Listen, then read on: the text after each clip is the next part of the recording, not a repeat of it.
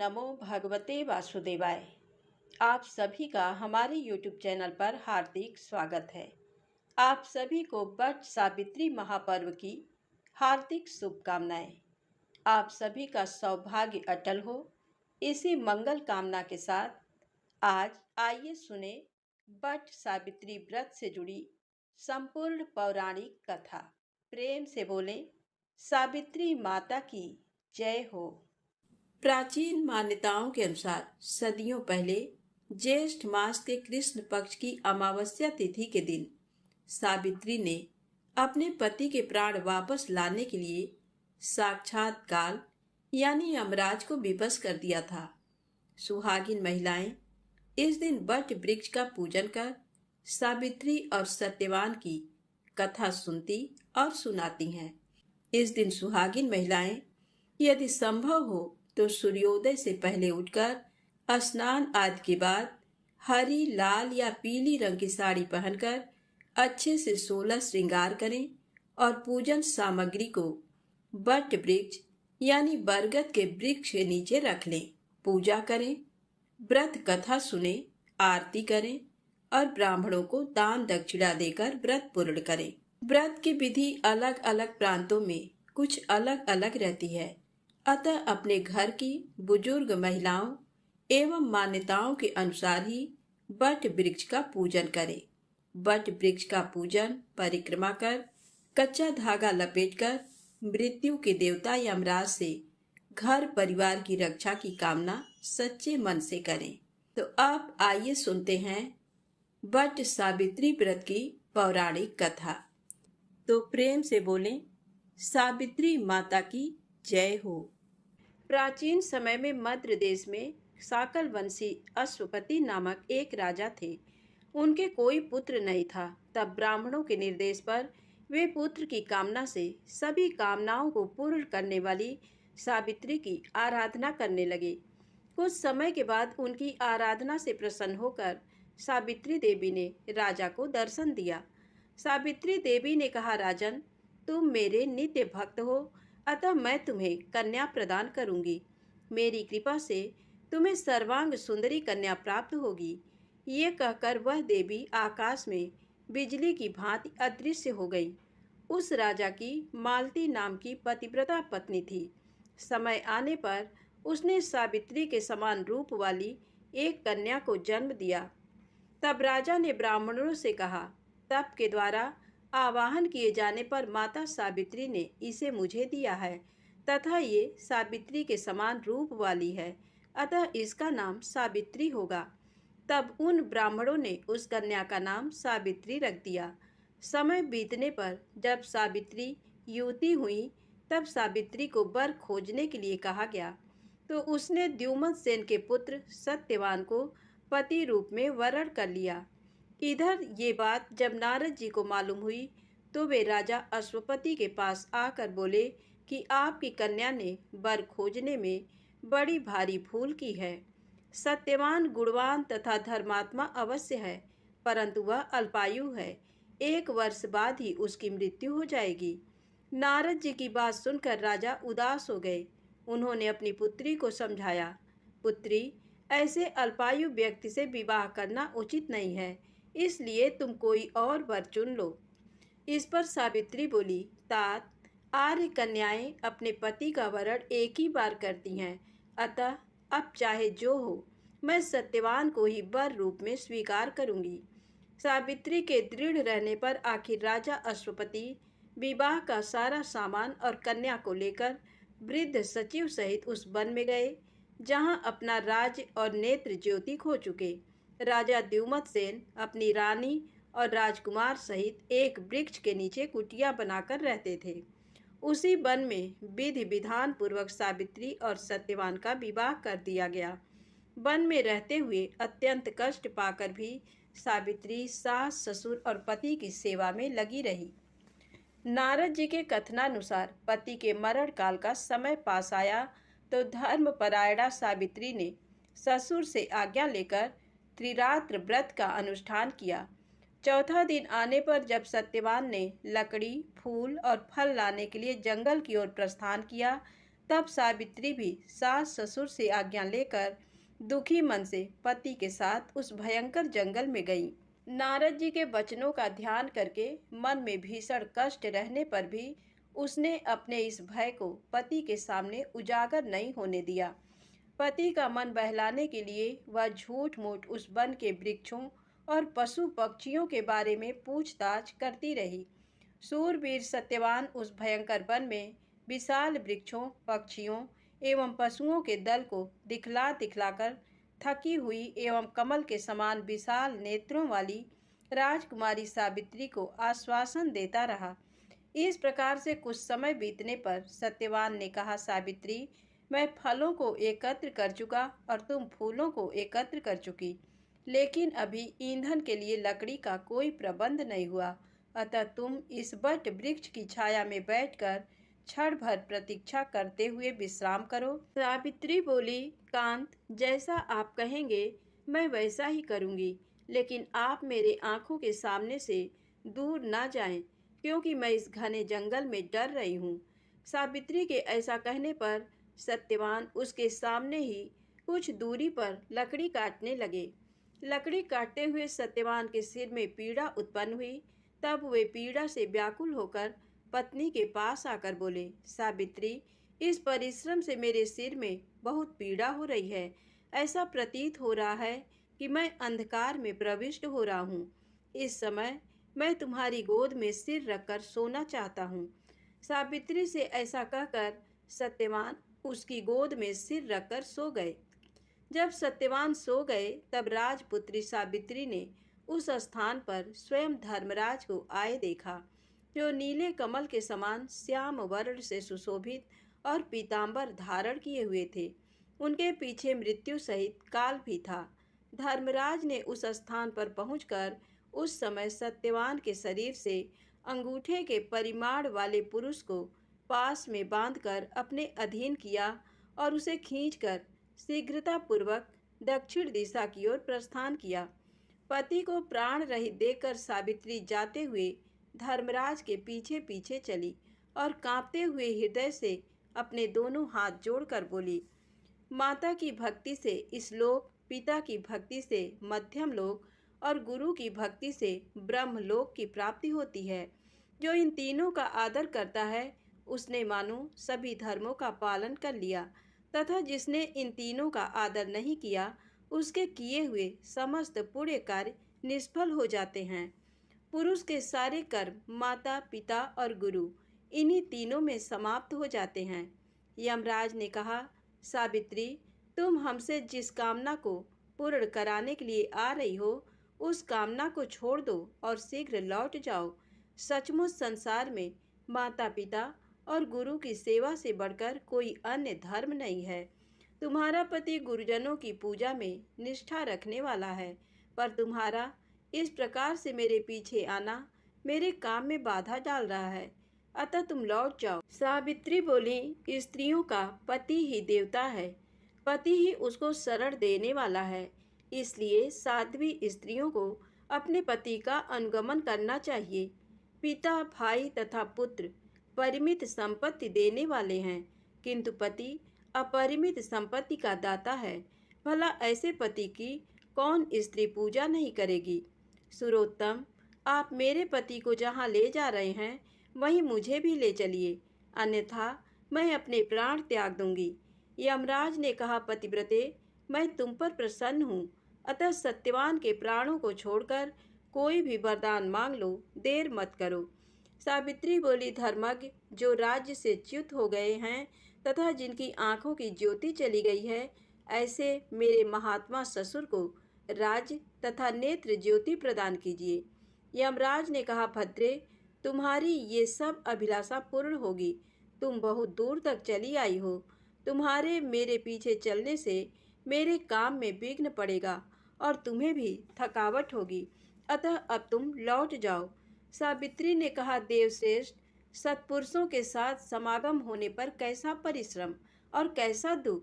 विष, अग्नि, सर्प तथा शस्त्र से लोगों को उतना भय नहीं होता जितना दुष्टों से होता है।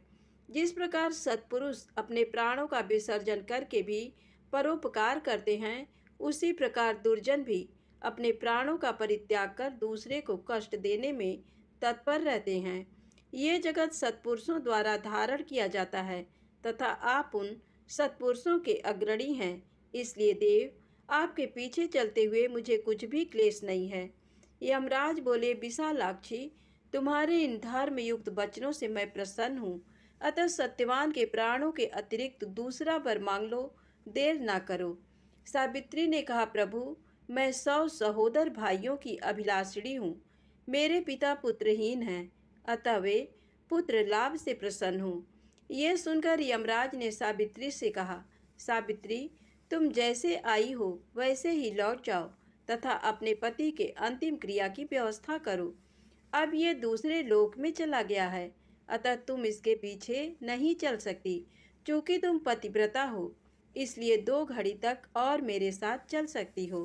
भद्रे, सत्यवान ने गुरुजनों की सेवा करके महान पुण्य अर्जित किया है, अतः मैं स्वयं इसे ले जा रहा हूँ। सुंदरी, विद्वान पुरुष को माता पिता और गुरु की सेवा में सदैव तत्पर रहना चाहिए और उनका कभी भी अपमान नहीं करना चाहिए। मनुष्य के जन्म के समय माता और पिता जो कष्ट सहन करते हैं, उसका बदला सैकड़ों वर्षों में भी नहीं चुकाया जा सकता। अतः मनुष्य को माता पिता तथा गुरु का सर्वदा प्रिय कार्य करना चाहिए, क्योंकि इन तीनों के संतुष्ट होने पर सभी तपस्याएं संपन्न हो जाती हैं। भद्रे, तुम्हारे द्वारा कही हुई सभी बातें पूर्ण होंगी। तुम्हारा काम पूरा हो गया, अब तुम लौट जाओ। तुम्हारा इस प्रकार से मेरे पीछे आने से मेरे कार्य में विघ्न पड़ता है और तुम्हें भी कष्ट हो रहा है, इसलिए मैं तुमसे ऐसा कह रहा हूँ। सावित्री ने कहा, देवश्रेष्ठ, धर्मोपार्जन के कार्य में कैसी ग्लानि और कैसा कष्ट। देव, ज्ञानी व्यक्ति को सर्वदा धर्मोपार्जन करना चाहिए, क्योंकि उसका लाभ सभी लाभों से विशेष महत्वपूर्ण है। प्राणी जहाँ कहाँ भी जाए, पीछे अकेले धर्म ही जाता है। मित्र एवं भाई बंधु कोई साथ नहीं देता। इस संसार में और स्वर्ग में मनुष्य जितने भी प्रकार के उत्तम वस्तुओं और भोगों को प्राप्त करता है, वह उनके पुण्य कर्मों का ही फल होता है। उसकी प्राप्ति के उपाय हैं यज्ञ, तप, दान, इंद्रिय निग्रह, क्षमाशीलता, ब्रह्मचर्य, सत्य, तीर्थों की यात्रा, स्वाध्याय, सेवा, सत्संग, देवार्चन, गुरुजनों की सेवा तथा ब्राह्मणों की पूजा। इसलिए विद्वान पुरुष को सदा धर्माचरण करना चाहिए, क्योंकि मृत्यु इसकी प्रतीक्षा नहीं करती कि इसने अपना कार्य पूरा किया अथवा नहीं। प्राणी इस संसार में मृत्यु से सदैव भयभीत रहते हैं, पर पुण्यवान सत्पुरुष सर्वदा निर्भय होकर जीते हैं। यमराज बोले, विशालाक्षी, तुम्हारी इन धर्मयुक्त बातों से मैं विशेष संतुष्ट हूँ, अतः तुम सत्यवान के प्राणों के अतिरिक्त अन्य वर मांग लो, देर मत करो। सावित्री ने कहा, देव, मैं सत्यवान के 100 पुत्रों की माँ बनना चाहती हूँ, क्योंकि लोकों में पुत्रहीन की सद्गति नहीं होती। यमराज बोले, भद्रे, अब तुम शेष अभिष्ट कामना को छोड़कर लौट जाओ, तुम्हारी ये याचना भी सफल होगी। सावित्री ने कहा, धर्म अधर्म के विधान को भली भांति जानने वाले देव, आप ही जगत के स्वामी हैं। चूँकि आप कर्मों के अनुरूप प्रजाओं का नियमन करते हैं, इसलिए यम नाम से पुकारे जाते हैं। प्रभो, चूँकि आप धर्म पूर्वक सारी प्रजा को आनंदित करते हैं, इसलिए लोग आपको धर्मराज नाम से पुकारते हैं। लोग मरने पर अपने सत असत दोनों प्रकार के कर्मों को आगे रखकर आपके समीप जाते हैं, इसलिए आप मृत्यु कहलाते हैं। आप सभी प्राणियों के क्षण, कला आदि से समय की गणना करते रहते हैं, इसलिए तत्वदर्शी लोग आपको काल नाम से पुकारते हैं। देवताओं में श्रेष्ठ, अपनी शरण में आई हुई मुझ दुखिया की रक्षा कीजिए। इस राजपुत्र के माता पिता भी दुखी हैं। यमराज बोले, धर्मज्ञ, तुम्हारी स्तुति तथा भक्ति से संतुष्ट होकर मैंने तुम्हारे पति सत्यवान को मुक्त कर दिया है। अब तुम सफल मनोरथ होकर लौट जाओ। ये सत्यवान तुम्हारे साथ 500 वर्षों तक राज्य सुख भोग कर अंतकाल में स्वर्ग लोक जाएगा। सत्यवान तुम्हारे गर्भ से 100 पुत्रों को भी उत्पन्न करेगा। वे सब के सब देवताओं के समान तेजस्वी और क्षत्रिय राजा होंगे। इतना कहकर यमराज सत्यवान को छोड़कर काल तथा मृत्यु के साथ वहीं अदृश्य हो गए। इसके बाद पतिव्रता सावित्री वहां से जिस मार्ग से गई थी, उसी मार्ग से लौटकर उस स्थान पर आई जहां सत्यवान का मृत शरीर पड़ा हुआ था। तब सावित्री पति के नजदीक जाकर उसके सिर को अपनी गोद में रखकर पहले की तरह बैठ गई। उस समय सूर्य अस्ताचल को जा रहे थे। थोड़ी देर में सत्यवान ने अपनी आंखें खोली और उठकर बैठ गया। सत्यवान ने सावित्री से कहा, वह पुरुष कहाँ चला गया जो मुझे खींच कर लिए जा रहा था? यहाँ सोते हुए मेरा पूरा दिन बीत गया। तुमने भी पूरे दिन कुछ खाया नहीं और वहाँ आश्रम में मेरे माता पिता को भी मेरे कारण दुख भोगना पड़ा। सावित्री, मैं उन्हें देखना चाहता हूँ।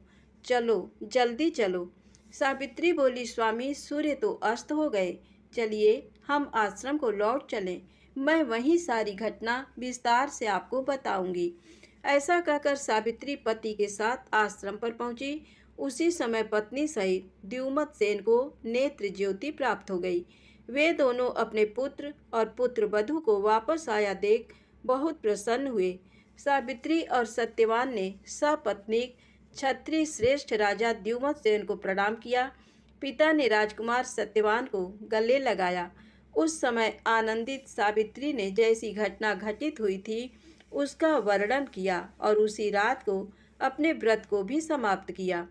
अगले दिन प्रातःकाल राजा की सारी प्रजा सेना सहित ढोल नगारों के साथ राजा को पुनः राज्य करने के लिए निमंत्रण देने आई और ये सूचना दी कि राजन, नेत्रहीन होने के कारण जिस राजा ने आपके राज्य को छीन लिया था, वह राजा मंत्रियों द्वारा मार डाला गया। अब आप ही राजा हैं। ये सुनकर राजा द्युमत्सेन सेना के साथ वहां गए और धर्मराज की कृपा से पुनः अपने राज्य को प्राप्त किए। सावित्री ने भी 100 भाइयों को प्राप्त किया। इस प्रकार पतिव्रता सावित्री ने अपने पितृपक्ष और पति पक्ष दोनों का उद्धार किया और मृत्यु के पास में बंधे हुए अपने पति को मुक्त किया। इसलिए मनुष्यों को सदा साध्वी स्त्रियों की देवताओं के समान पूजा करनी चाहिए, क्योंकि उनकी कृपा से ये तीनों लोक स्थित है। जो मनुष्य सत्यवान सावित्री की इस कथा को नित्य सुनता है, वह सभी प्रयोजनों में सफलता प्राप्त कर सुख का अनुभव करता है और कभी भी दुख का भागी नहीं होता। प्रेम से बोले सावित्री माता की जय हो। एक समय की बात है, एक गांव में एक साहूकार रहता था। उसके 7 बेटे, 7 बहू और एक बेटी थी। बेटी की शादी नहीं हुई थी। साहूकार के घर एक जोगी रोजाना भिक्षा मांगने के लिए आता था। जब साहूकार के घर से कोई अन्य सदस्य उसको भिक्षा देने के लिए जाता था, तो वह आशीर्वाद देते हुए भिक्षा लेकर लौट जाता। लेकिन जब साहूकार की बेटी भिक्षा देने के लिए जाती, तो वह जोगी भिक्षा तो ले लेता, परंतु वह कहता कि बेटी तू सुहागन तो है, पर तेरे भाग्य में सुहाग नहीं लिखा, तेरे भाग्य में तो दुहाग लिखा है। तो ये बात सुनकर साहूकार की बेटी को बहुत ही दुख होता। वह सारा दिन सोचती रहती। धीरे धीरे वह शरीर से बिल्कुल कमजोर हो गई। तो एक दिन उसकी माँ ने पूछा कि बेटी, तुम इन दिनों में इतनी कमजोर क्यों दिखाई पड़ती हो? तुझे खाने पीने को अच्छा देती हूँ, तुम्हें कोई परेशानी है तो मुझे बताओ। तो इतना कहते ही साहूकार की बेटी तो रोने लगी और उसने अपनी माँ को बताया कि माँ, एक जोगी भिक्षा मांगने के लिए आता है। आप सभी उसे भिक्षा देते हैं तो वह भिक्षा लेकर चुपचाप चला जाता है, लेकिन जब मैं उसे भिक्षा देती हूँ तो वह कहता है कि बेटी तू सुहागन तो होगी, लेकिन तेरे नसीब में दुहाग लिखा है। तो उसकी माँ को ये बात सुनकर बहुत ही दुख हुआ। उसकी माँ ने कहा कि बेटा, कल जब वह जोगी आएगा तो तुम उसे भिक्षा डालने के लिए जाना। मैं छुपकर बैठ जाऊंगी, देखती हूँ कि वह क्या कहता है। तो उसकी बेटी ने कहा ठीक है। अगले दिन जब जोगी भिक्षा लेने के लिए आया तो साहूकार की पत्नी दरवाजे की ओट में खड़ी हो गई। जब साहूकार की बेटी उसे भिक्षा देने लगी तो जोगी ने वही बात फिर से बोला कि बेटी, तू सुहागन तो होगी, लेकिन तेरे भाग्य में सुहागन का सुख नहीं लिखा। तो इतना कहते ही उस लड़की की माँ बाहर निकल आई और उस जोगी से बोली कि जोगी बाबा, हम एक तो तुम्हें भिक्षा देते हैं और ऊपर से तुम मेरी बेटी के लिए इस तरह से अपशब्द बोलते हो। तो जोगी बोला कि मैं गाली नहीं देता हूँ, मैं तो जो सच है वही बोलता हूँ, जो इसके भाग्य में लिखा है वही मैंने बताया है। तो साहूकार की पत्नी बोली कि हे जोगी बाबा, अगर तुम्हें ये पता है कि इसके भाग्य में दुहाग लिखा है तो तुम्हें ये भी पता होगा कि ये दुख दूर कैसे होगा, इसीलिए तुम्हें इसका उपाय भी बताना पड़ेगा। चाहे कितने भी कठिन उपाय हो, मैं अवश्य करूंगी। तुम मेरी बेटी के भाग्य से ये दुख दूर करने का उपाय मुझे बताओ। तो साहूकार की पत्नी की बात सुनकर जोगी बोला कि 7 समुंदर पार एक सोना धोबिन रहती है, जो सोमवती अमावस्या का व्रत करती है। अगर वह अपने व्रत का फल इसको दे दे तो इसके दुखों का निवारण हो सकता है। अगर आपने ऐसा कुछ नहीं किया तो इसकी शादी तो होगी, लेकिन शादी होते ही इसके पति को सांप डस लेगा और उससे उसकी मौत हो जाएगी। तो जोगी बाबा की बात सुनकर साहूकार की पत्नी रोने लगी। तो जोगी बाबा तो इतना कहकर चला गया और साहूकार की पत्नी ने साहूकार को सारी बात बताई और उसी दिन सोमा धोबिन की तलाश में चली गई। चलते चलते वह एक घने जंगल में पहुंच गई। बहुत तेज धूप पड़ रही थी, प्यास के मारे उसका गला बैठा जा रहा था। वह बुरी तरह से थक चुकी थी और अपनी बेटी के लिए दुखी भी थी। तो इस तरह वह दुखी होती हुई भूखी प्यासी चल रही थी।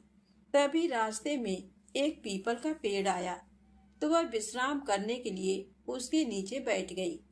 उसी पीपल के पेड़ में एक गरुड़ पक्षी का घोंसला था, जिसमें गरुड़ का एक छोटा सा बच्चा बैठा था। साहूकारनी को घोंसले के पास एक सांप जाता हुआ दिखाई दिया। तो साहूकारनी ने गरुड़ के बच्चे को बचाने के लिए सांप को मारकर ढाल के नीचे रख दिया।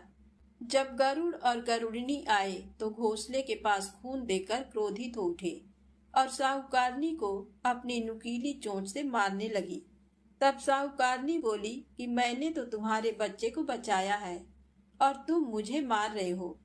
ये सर्प तुम्हारे बच्चे को डसने वाला था। ये कहती हुई साहूकारनी ने सांप की ओर इशारा किया तो उन दोनों ने देखा तो वहां पर सांप मरा हुआ पड़ा था। तो गरुड़ ने कहा कि तुमने हमारे बच्चे की जान बचाई है, अब तुम्हें जो कुछ मांगना है मांगो, मैं अवश्य पूर्ण करूंगा। तो गरुड़ की बात सुनकर साहूकारनी बोली कि मुझे 7 समुंदर पार सोमा धोबिन रहती है, अगर तुम उसके घर छोड़ाओ तो आपकी बहुत ही मेहरबानी होगी। तो गरुड़ ने साहूकारनी को अपनी पीठ पर बैठाकर 7 समुंदर पार सोना धोबिन के घर पहुंचा दिया। वहां जाकर साहूकारनी ने सोचा कि सोना धोबिन को कैसे राजी करूं। अगर मैं उसे सीधे सीधे बोल दूंगी कि तुम्हारे अमावस्या व्रत का फल मेरी बेटी को दे दो तो वह ऐसा बिल्कुल भी नहीं करेगी। मुझे कुछ ऐसा उपाय करना होगा जिसे वह खुशी खुशी अमावस्या व्रत का फल मेरी बेटी को दे दे, जिससे मेरी बेटी का जीवन संवर जाए। साहूकारनी वहीं बैठी बैठी यही सब कुछ सोच रही थी। तभी उसे सोना धोबिन के बहुओं के लड़ने की आवाज सुनाई दी। वह सारी की सारी घर के काम काज को लेकर लड़ाई कर रही थी और काम कोई भी नहीं करना चाहती थी। तो साहूकारनी सोचने लगी कि यही मौका है सोना धोबिन को खुश करने का। अब तो साहूकारनी ने जब सोमना धोबिन के बेटे बहू सारे सो जाते तो उनके घर का सारा काम करती, गायों को नहलाकर चारा डालती, घर की साफ सफाई करती, रसोई का काम करती, चौका बर्तन करती, आटा पीसती, कपड़े धोती, पानी भरती और सूर्योदय होने से पहले चली जाती। तो ये सब कुछ देखकर सोमा धोबिन बड़ी ही हैरान थी कि रोजाना लड़ने वाली मेरी बहुएं इतना प्रेम पूर्वक सूर्योदय से पहले काम कैसे कर लेती हैं। तो उसने अपने बहुओं को बुलाया और पूछा कि तुम में से कौन है जो सुबह जल्दी उठकर सारा काम कर लेती है। तो सारी बहुएं एक दूसरे की ओर देखने लगी और सोचने लगी कि ये सारा काम कौन कर रहा है। सारी की सारी एक दूसरे से पूछती तो सोमा धोबिन बोली कि तुम आजकल लड़ाई भी नहीं करती हो और काम भी सुबह होने से पहले कर लेती हो। तो सारी बहुएं एक दूसरे की ओर देखते हुए बोली कि सासू जी, काम तो हमें ही करना पड़ता है, चाहे हम लड़ाई करके करें या राजी मन से करें, इसलिए लड़ाई करने का क्या फायदा। तो सोना धोबिन ने सोचा कि जरूर दाल में काला है, आज देखा जाए कि कौन सी बहू काम करती है। तो वह पूरी रात सोई नहीं, निगरानी करती रही कि आज तो मैं पता लगाकर रहूंगी कि कौन सी बहू काम करती है। तो थोड़ी ही देर बाद किसी के आने की आहट सुनाई देती है। तो सोमा धोबिन देखती है कि कोई औरत बाहर से आती है और उसने घर का सारा काम किया और काम करके जब वह जाने लगी तो सोना धोबिन ने कहा कि तुम कौन हो और तुम्हारी ऐसी क्या जरूरत है जो तुम इतना काम करती हो। कितने दिन हो गए मुझे देखते हुए कि तुम रोजाना सुबह होने से पहले सारा काम करके चली जाती हो। आज तो तुम्हें मुझे बताना पड़ेगा कि तुम मेरे घर का सारा काम क्यों करती हो। तो सोना धोबिन के ऐसा कहते ही साहूकारनी उसके पैरों में गिर पड़ी और रोने लगी और कहने लगी कि जरूरत है तभी तो मैं इतना काम कर रही हूँ, पर पहले तुम मुझे वचन दो तभी मैं बताऊंगी, अन्यथा मैं आपको कुछ नहीं बताऊंगी। तो सोना धोबिन ने उसे वचन दे दिया और कहा कि अब तो बताओ। तो साहूकारनी रोते हुए कहने लगी कि मेरी बेटी के भाग में दुहाग लिखा है, अगर आप अपने अमावस्या व्रत का फल उसे दे देती तो मेरी बेटी का भी भाग्य संवर सकता है। ये कहते हुए साहूकारनी सोमा धोबिन को सारी बात बताई।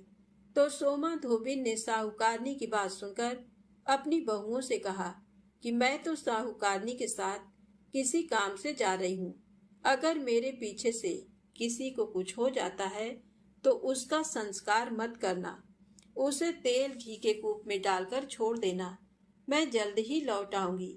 ऐसा कह सोमा धोबिन साहूकारनी के घर चली जाती है।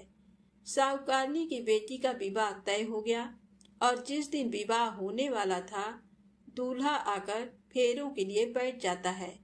तो सोना धोबिन दूल्हे के घुटनों के पास कच्चा करवा रखती है और उसमें दूध डालकर तांत का तार लेकर बैठ जाती है। थोड़ी ही देर बाद में वहां पर दूल्हे को डसने के लिए सांप आया। तो सोना धोबिन ने करवा आगे रखा और तांत से बांध दिया, लेकिन जब ये सब दूल्हे ने देखा तो डर के मारे ही उसकी मृत्यु हो गई। तो सोना धोबिन ने अपने टीके में से रोली निकाली, मांग में से सिंदूर निकाला, आंख में से काजल निकाला और मेहंदी निकालकर छोटी अंगुली चीर कर छींटे मारे और बोली कि आज तक जितने भी मैंने अमावस्या के व्रत किए हैं उन सभी व्रतों का फल मैं साहूकारनी की बेटी को देती हूँ और आगे जो मैं व्रत करूंगी वह फल मेरे बेटे और मेरे पति को लगे। तो सोना धोबिन के इस तरह संकल्प करते ही दूल्हा फिर से जीवित हो गया और साहूकारनी की बेटी का बड़ी ही धूमधाम से विवाह हुआ।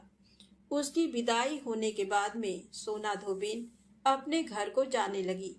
तो साहूकारनी बोली कि तुमने मेरे जमाई को नया जीवन दान दिया है, इसीलिए तुम कुछ भी मांगो, मेरे सामर्थ्य अनुसार होगा वह मैं सब कुछ तुम्हें दूंगी।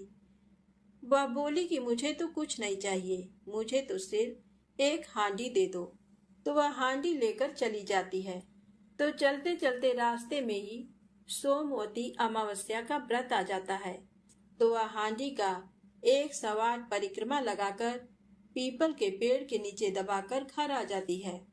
घर आकर देखती है कि उसके पति की तो मृत्यु हो गई है और वह तेल और घी के कूप में पड़ा है। तब वह अपने टीके में से रोली निकालती है, मांग में से सिंदूर निकालकर, आंखों में से काजल निकालकर और मेहंदी के साथ चिट अंगुली से छींटे देती है और कहती है कि रास्ते में जो मैंने सोमवती अमावस्या का व्रत किया है उसका फल मेरे पति को लगे। तो उसके इस तरह कहते ही उसका पति उठकर बैठ जाता है। उसी समय उनके घर ज्योतिष आया हुआ था। वह बोला कि जजमान, सोमवती अमावस्या का मेरा क्या है, क्योंकि सोना धोबिन हर अमावस्या को ब्राह्मण को दक्षिणा देती थी, इसीलिए वह भी दक्षिणा मांग रहा था। तो सोना धोबिन कहती है कि अब की बार मेरे अमावस्या का व्रत तो रास्ते में ही आया था, तो मैंने ऐसा कुछ भी नहीं किया। जो कुछ किया था वह सब पीपल के पेड़ के नीचे ही गाड़ दिया। आज मेरे पास देने के लिए दक्षिणा तो नहीं है। तो वह ज्योतिष ब्राह्मण सीधा पीपल के पेड़ के पास जाता है और सोचता है कि देखता हूँ कि इस बार सोना धोबिन यहाँ पर क्या गाड़ कर गई है। तो वह जल्दी जल्दी वहाँ पीपल के पेड़ के नीचे से जगह खोदकर देखता है, तो वहाँ 108 और 13 सोने के चक्कर उसे मिलते हैं। तो ये देखकर उसे बहुत ही हैरानी होती है। ज्योतिष ब्राह्मण उन सबको वहां से उठाता है और सोना धोबिन के घर ले जाता है और वहां जाकर कहता है कि इस तरह से तुमने वहां पर फेरी लगाई और मुझे बोला कि अब की बार मैंने कुछ भी नहीं किया है। तो सोना धोबिन बोली कि वह तो तुम्हारे भाग से हुआ है, मैंने ऐसा कुछ नहीं किया, इसीलिए इन सबको तुम ही ले जाओ। तो सोना धोबिन की बात सुनकर ब्राह्मण कहता है कि मेरा तो इसमें चौथा हिस्सा है, बाकी तो सब तुम्हारा है। आपका मन हो आप उसे दे देना, पर मैं तो चौथा हिस्सा ही लेकर जाऊंगा। तो इस तरह अमावस्या के व्रत का चमत्कार देखकर सारी नगरी में ढिंढोरा पिटवाया कि हर व्यक्ति अमावस्या का व्रत करे। हे अमावस्या माता, जैसा साहूकार की बेटी को सुहाग दिया वैसा सबको देना। सुहागिन स्त्रियों के सुहाग की हमेशा रक्षा करना, अखंड सौभाग्य का आशीर्वाद देना, सुख समृद्धि बनाए रखना। जो भी इस कथा को श्रद्धा भाव से सुने और हुंकारा भरे, उसके जीवन से सारी मुसीबतों को दूर करना। प्रेम से बोलो अमावस्या माता की जय हो, श्री हरि विष्णु भगवान की जय हो।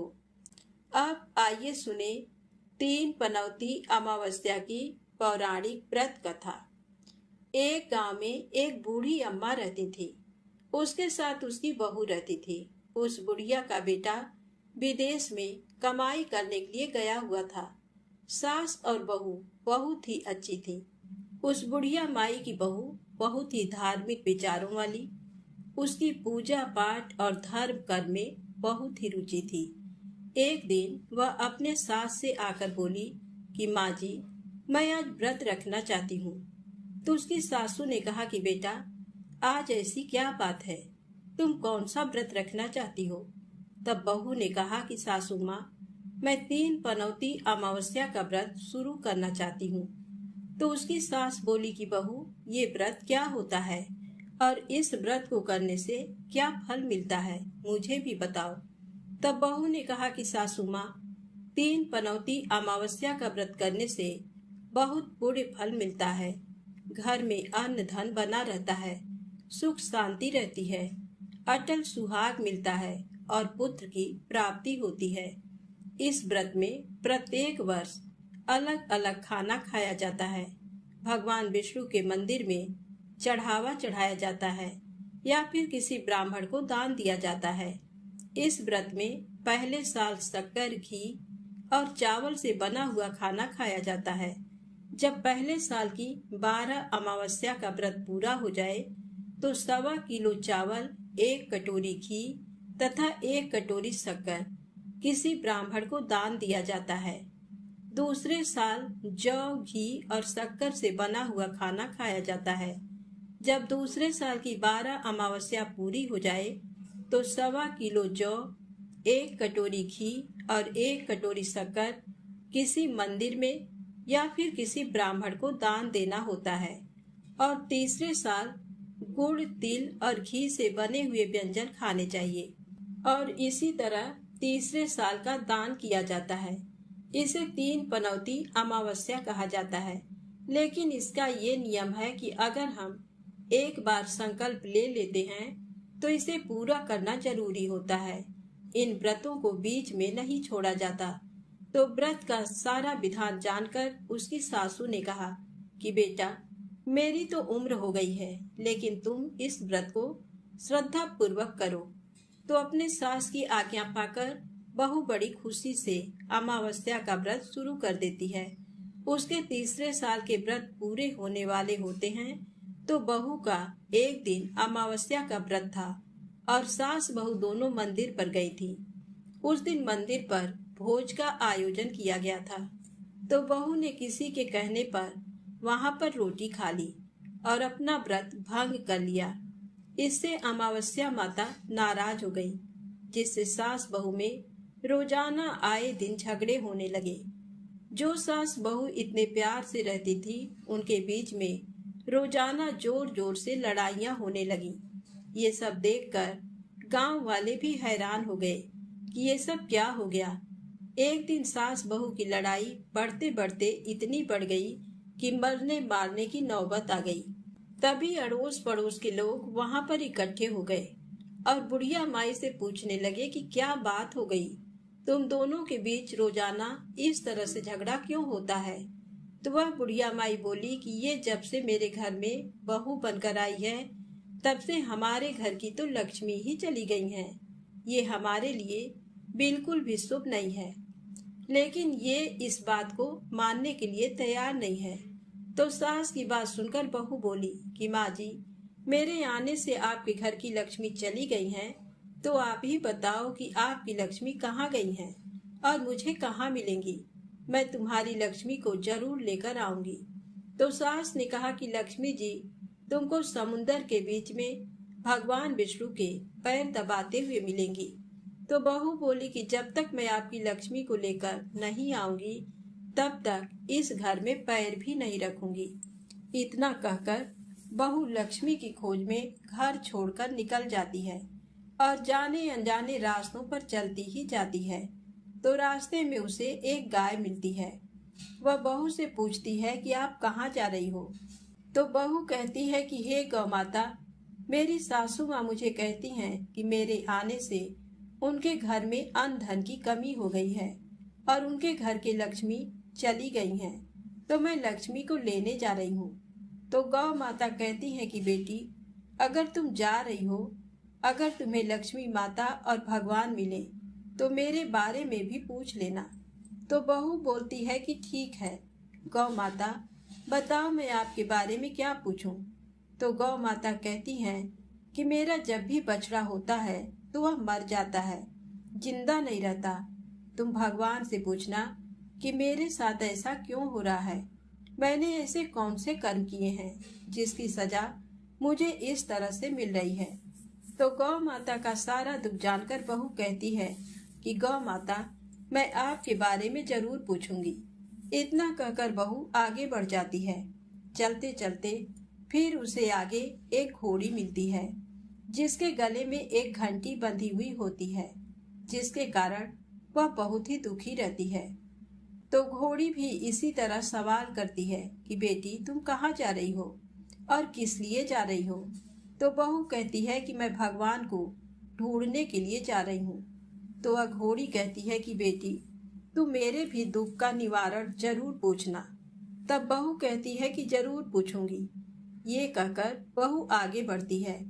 आगे जाते जाते बहू को एक अंधा और बहरा बुजुर्ग मिलते हैं, जो रास्ते के बीचों बीच बैठे होते हैं।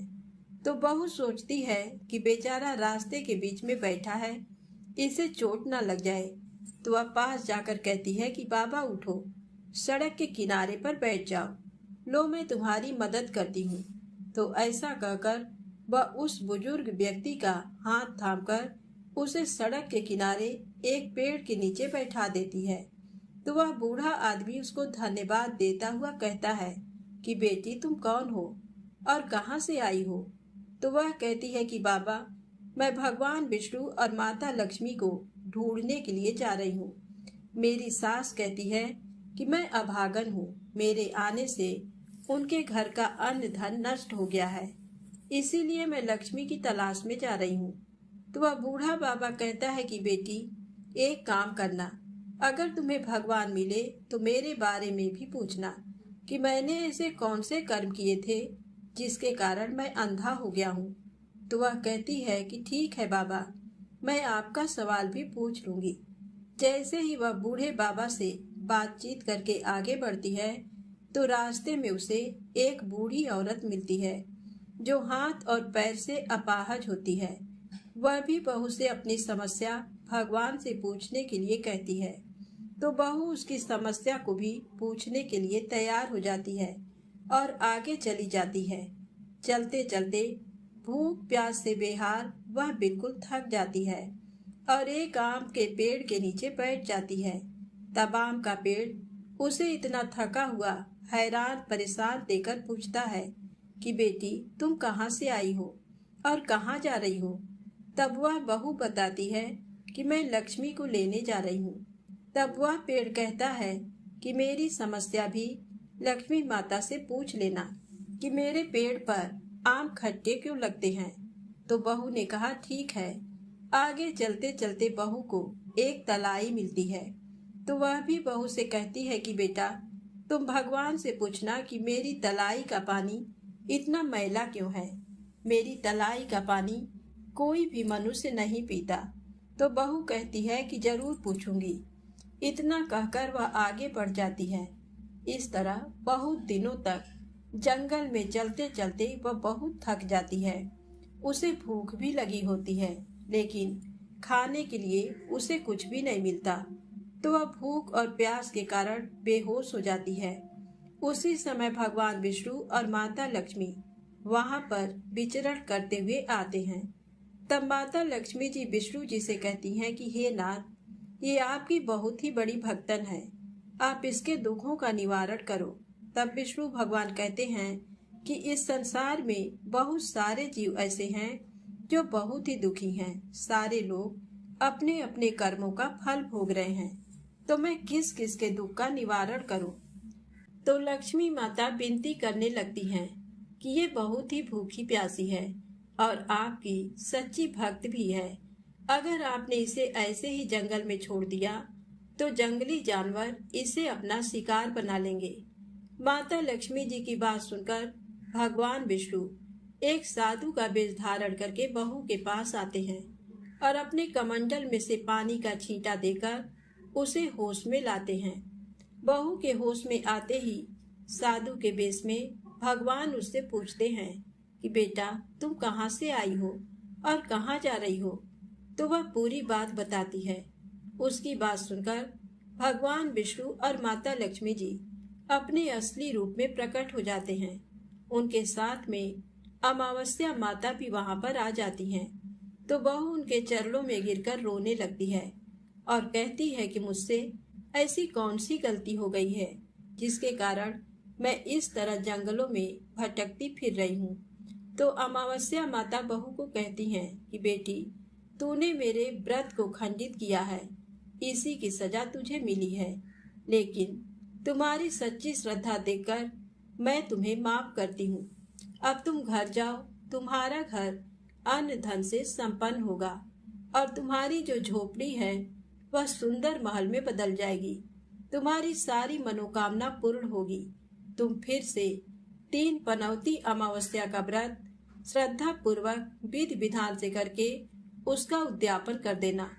इस तरह का आशीर्वाद पाकर बहू बहुत ही खुश हुई और फिर भगवान विष्णु और लक्ष्मी जी से रास्ते में जो जो मिले थे उनके दुखों का कारण पूछने लगी। तो गाय के बारे में पूछा तो भगवान विष्णु ने बताया कि उस गाय ने कभी भी अपने मालिक को दूध नहीं दिया। उसका मालिक बहुत ही गरीब था।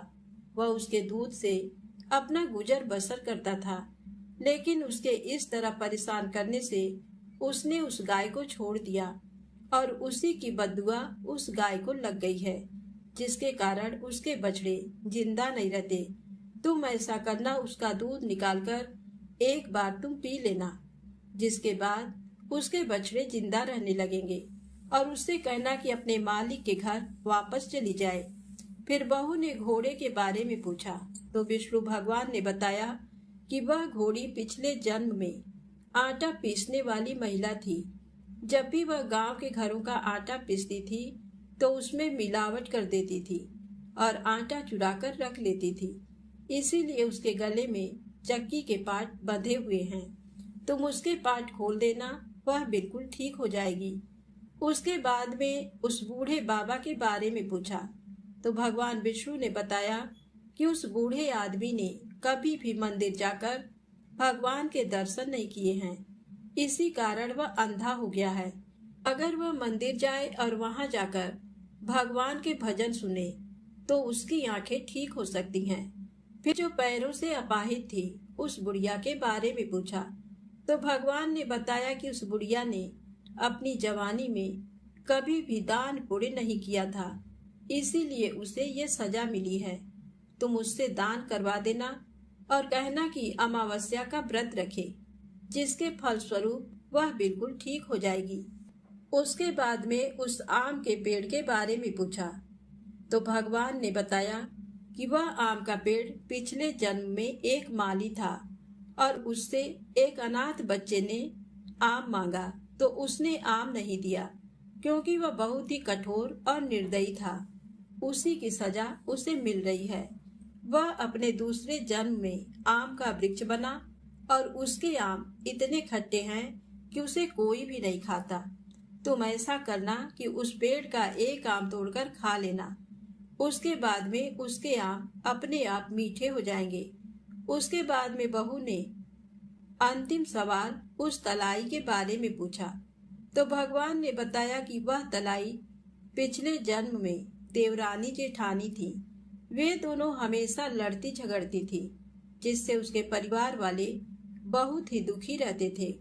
उन दोनों ने हमेशा साथ रहने वाले दोनों भाइयों को अपने माँ बाप से अलग कर दिया और उन दोनों ने स्वर्ग जैसे घर का माहौल बिल्कुल ही खराब कर दिया। उसी की सजा उसे मिल रही है। इसी के कारण उसका पानी मैला है और कोई भी व्यक्ति उस तलाई का पानी नहीं पीता है। तुम ऐसा करना, उस तलाई का पानी एक घूंट पी लेना, उसी समय वह तलाई शुद्ध हो जाएगी। तो इस तरह उन सबके दुखों का निवारण जानकर बहू ने भगवान विष्णु, माता लक्ष्मी जी और अमावस्या माता को प्रणाम किया और अपने घर के लिए चल पड़ी। और रास्ते में जो जो उसे मिला उन सभी को भगवान के द्वारा बताए गए उपाय बताए और उन सब से आशीर्वाद लेते हुए अपने घर पहुंच गई। जैसे ही वह अपने घर पहुंची तो वहां पर जाकर देखती है कि झोपड़ी की जगह बहुत ही सुंदर महल खड़ा था। पूरे घर में अन्न धन भरा था और उसकी सास बड़ी ही बेसब्री से अपनी बहू का इंतजार कर रही थी। जैसे ही बहू ने अपनी सास को देखा तो खुशी के मारे उनसे लिपट गई और कहने लगी कि सासू माँ, आपने सच ही कहा था कि मैं आपके लिए शुभ नहीं हूँ। मेरे आने से आपके घर की लक्ष्मी चली गई और मेरे जाने से आपके घर में लक्ष्मी आ गई हैं। अब मैंने आपके घर की लक्ष्मी ला दी है, अब मैं फिर से जा रही हूँ। तब सासू माँ कहती हैं कि बेटा, तुम ये क्या कह रही हो? तुम्हारी 3 पनौती अमावस्या का फल ही हमें मिला है। तुम यहीं पर रहोगी, मेरे साथ रहोगी, कहीं भी नहीं जाओगी। तो दोनों सास बहू खुशी खुशी रहने लगी और फिर से 3 पनौती अमावस्या का व्रत शुरू करके बहू बड़ी ही श्रद्धा भाव से व्रत रखने लगी। तो अमावस्या माता के आशीर्वाद से उसका पति भी एक दिन विदेश से लौट आया और घर में इतना सारा अन्न धन देखकर उसने अपनी माँ से पूछा कि माँ, आपने ऐसा क्या किया जो तुम्हारे पास इतना धन हो गया? मैंने तो सालों तक विदेश में कमाई करने के बाद भी इतना धन नहीं कमा पाया। उसकी माँ बोली कि बेटा, ये तो तुम्हारी बहू की अमावस्या व्रत का फल मिला है हमें। तो वह ये जानकर बहुत ही खुश हुआ। 1 साल बाद उनके घर में सुंदर पुत्र ने जन्म लिया। इस तरह से उस घर के सारे लोग सुखी और संपन्न हो गए। तो प्रेम से बोलो, अमावस्या माता की जय हो। विष्णु भगवान की जय, लक्ष्मी माता की जय। अब आइए सुने लप्सी और तप्सी की कहानी। इस कहानी को हर व्रत कथा के अंत में अवश्य ही सुननी चाहिए। एक लप्सी था, एक तप्सी था।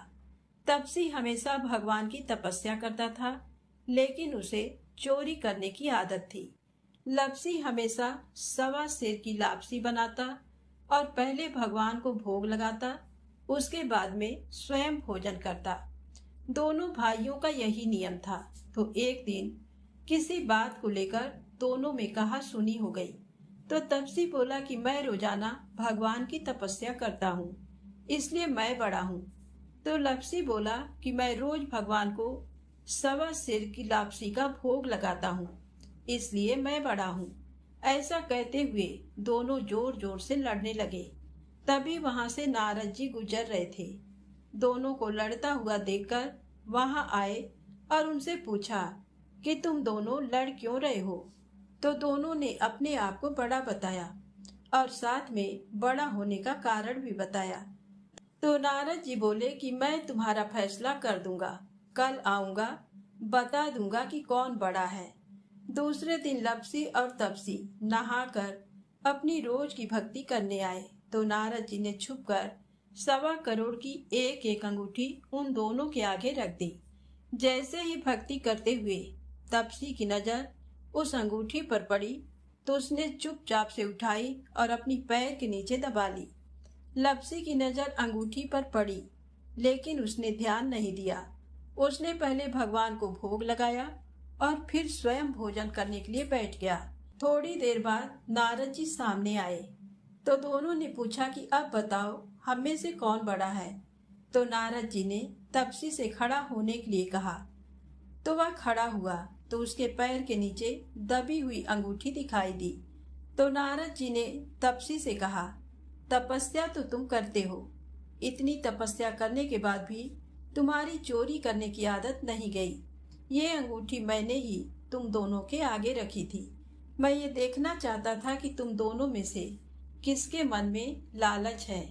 तो तूने तो अंगूठी दिखाई पड़ते ही झट से अपने पैर के नीचे दबा ली। लेकिन लप्सी का ध्यान अंगूठी पर जाने के बाद भी लप्सी ने अंगूठी को नहीं उठाया और ना ही ध्यान किया। उसने सिर्फ अपने भगवान जी में ही ध्यान रखा, उन्हें भोग लगाया और बाद में स्वयं भोजन करने लगा। इसीलिए लप्सी बड़ा है और तुम्हें तुम्हारी तपस्या का कोई भी फल नहीं मिलने वाला है। जितनी चाहे मर्जी तुम तपस्या कर लो, तुम्हें इसका कोई भी फल नहीं मिलेगा।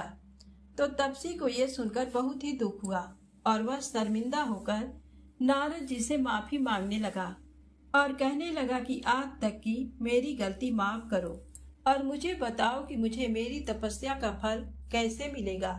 आज के बाद कभी भी चोरी नहीं करूंगा। तो नारद जी ने कहा कि यदि कोई गाय और कुत्ते की रोटी नहीं बनाएगा तो उसका फल तुझे मिलेगा। यदि कोई आदमी ब्राह्मण को भोजन करवाकर उसे दक्षिणा नहीं देगा तो उसका फल भी तुझे ही मिलेगा। अगर किसी को सूट, साड़ी, ब्लाउज अगर हम देते हैं, उसके ऊपर भेंट स्वरूप कुछ रुपए नहीं देंगे तो उसका फल भी तुझे ही मिलेगा। अगर कोई व्यक्ति दिए से दिया जलाए तो उसका फल भी तुझे ही मिलेगा। अगर कोई औरत आंगन लीपकर चौका नहीं लीपेगी तो उसका फल भी तुझे ही मिलेगा। यदि कोई व्रत कथा में सारी कहानी सुन ले लेकिन तुम्हारी कहानी ना सुने तो उसका फल भी तुझे ही मिलेगा। उसी दिन से हर व्रत कथा और कहानी के साथ लप्सी तप्सी की कहानी कही और सुनी जाती है और कथा सुनने के बाद में कहना चाहिए कि लप्सी का फल लप्सी को मिले, तप्सी का फल तप्सी को मिले और हमारी कहानी का और हमारे व्रत का फल हमें मिले। तो प्रेम से बोले, लक्ष्मी नारायण भगवान की जय हो।